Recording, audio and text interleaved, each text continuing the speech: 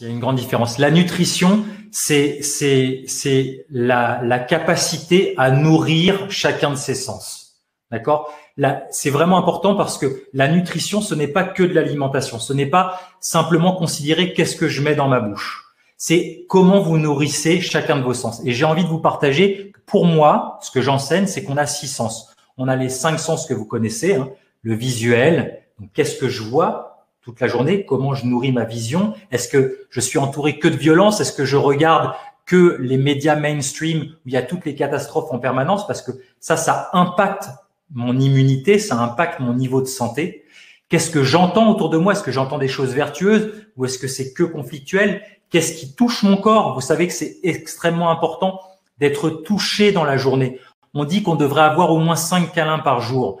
Surtout dans ces périodes où il y a de l'isolement social avec les gens que vous aimez, c'est très important parce que le toucher, vous sécrétez de l'ocytocine. C'est l'hormone qui régénère par excellence. Il y a le gustatif, il y a l'olfactif. Donc, comment on nourrit ses sens? Et le 6e, pour moi, c'est l'esprit. Comment est-ce que vous êtes au fait, au clair avec votre narration interne? Parce que l'esprit, pour moi, c'est le 6e sens qui reconnaît nos pensées et qui reconnaît nos émotions. Et vous allez voir qu'avec ces pratiques hormétiques, eh bien, vous allez être beaucoup plus au clair et beaucoup plus en lien avec votre discours intérieur. Extrêmement puissant, les amis. C'est un outil extrêmement puissant qui nous aide dans notre vie de tous les jours pour aller là où on veut aller. Parce que, est-ce que vous savez qu'on a 60 000 pensées par jour? Je vous renvoie aux travaux du docteur Amen en neurosciences. 60 000 pensées par jour. 48 000 de ces pensées sont négatives. Ça veut dire qu'on a 33 pensées foireuses par minute. Donc, c'est vraiment hyper intéressant à travers la pratique de l'hormèse. Ça va vous sortir de votre tête et vous allez pouvoir observer votre narration interne. Et ça, c'est juste un super pouvoir qui est incroyable. Alors, pour revenir, tu me connais avec mon enthousiasme, j'ai toujours tendance à déborder un petit peu, mais je pense que c'est vraiment passionnant de partager ça. Pour revenir à la 4e porte d'entrée de l'hormèse, qui est la privation volontaire de nourriture. J'ai bien dit privation volontaire. Ça n'a rien à voir avec la famine. Par rapport à ceux qui me disaient tout à l'heure, qui nous échangeaient dans le chat entre être pris dans le froid sur un télésiège au sport d'hiver ou ne pas pouvoir rentrer chez soi et rentrer volontairement dans une douche froide, ça n'a rien à voir parce que vous êtes au contrôle. Vous savez que quand c'est trop, vous pouvez vous réchauffer. La privation volontaire de nourriture, c'est pas la famine. Ça veut dire que quand vous souhaitez vous réalimenter, vous savez que vous avez de la nourriture juste à côté de vous. Ça, c'est vraiment important. Le jeûne est extrêmement puissant parce que vous allez voir que c'est un des outils premiers qu'a sélectionné la nature pour pouvoir se réparer. On va aborder différentes pratiques du jeûne. On va voir comment l'implémenter dans sa vie de façon simple, de façon facile et surtout de façon adaptée et progressive, notamment à travers le jeûne intermittent. Vous allez voir que c'est pas une privation de nourriture. Vous n'allez pas réduire la quantité de calories que vous prenez tous les jours, mais vous allez organiser vos prises alimentaires de façon différente pour avoir ce qu'on appelle un repos digestif plus grand, plus large dans vos journées. Pourquoi c'est important? Je vous donne un exemple que nos amis vétérinaires connaissent très bien.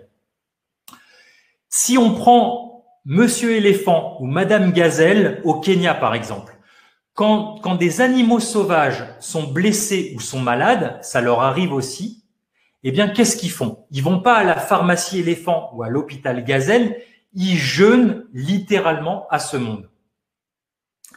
Ça, c'est un concept extrêmement important à comprendre. Ça veut dire que ils s'isolent du troupeau, ils ne mangent pas, repos digestif, ils ne pensent pas, si tant est qu'ils pensent, et ils ne bougent pas. Ils se mettent au repos complet.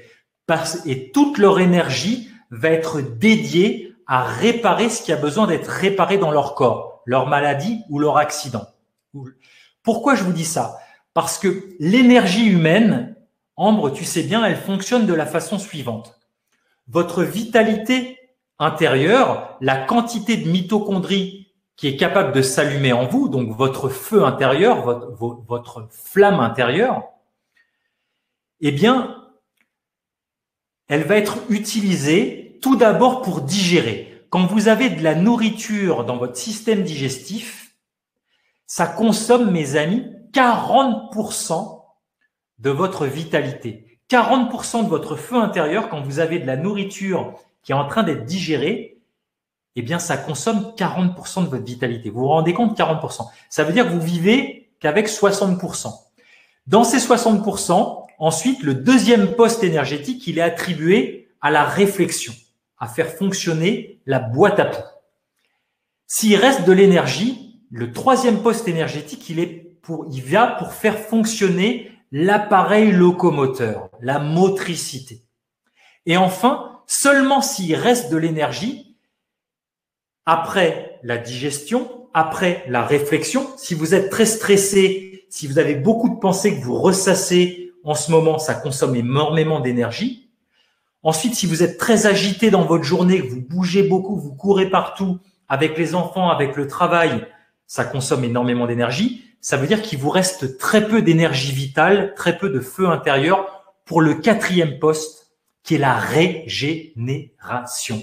La régénération du corps, mes amis. Extrêmement important. Les animaux ont bien compris que quand ils sont malades ou quand ils ont un accident, ils jeûnent à ce monde, ils s'isolent de ce monde, ils se mettent au repos digestif, ils ne pensent pas, ils ne bougent pas et toute leur énergie, elle est disponible pour régénérer leur maladie ou leur accident. Donc, quand on est épuisé, quand on est fatigué, c'est vraiment important d'avoir des temps de repos digestif plus longs. Donc, je vous dis pas de manger moins, je vous dis de manger autrement. Le quand, on va l'aménager ensemble et vous allez voir que c'est extrêmement puissant pour réparer ce qui a besoin d'être réparé dans votre corps. Et d'ailleurs, après, je te laisse la parole, Mahan. Moi, tu sais que je suis gourmand en parole. Ça, c'est le prix Nobel de médecine et de physiologie de 2016. Notre ami Oshumi, qui est japonais, qui a mis en évidence l'autophagie, qui est le mécanisme phare du jeûne. Quand vous jeûnez, quand vous êtes en repos digestif, il y a un ménage intérieur qui se fait au niveau tissulaire, au niveau cellulaire, qui vient renouveler et qui vient nettoyer toutes les toxines et tout ce qui a besoin d'être renouvelé dans votre corps. Votre corps, l'intelligence corporelle va sélectionner ce qui a besoin d'être renouvelé. Ça s'appelle l'autophagie.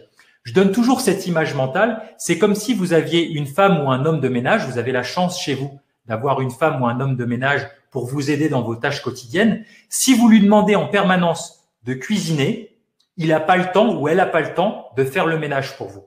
Eh bien, si vous mangez en permanence, matin, le petit-déj, ensuite vous mangez à la pause de 10 heures, ensuite le déjeuner, le goûter, le dîner et puis le chocolat devant la télé, eh bien, votre corps, il est toujours en train de digérer et votre homme ou votre femme de ménage interne, qu'on appelle autophagie, eh ben, elle ne peut faire que de la digestion.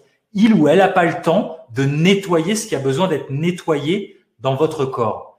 Donc, je vous donne une métaphore pour comprendre à quel point le repos digestif, c'est extrêmement puissant. Et ça, c'est la quatrième porte d'entrée de l'hormèse physique.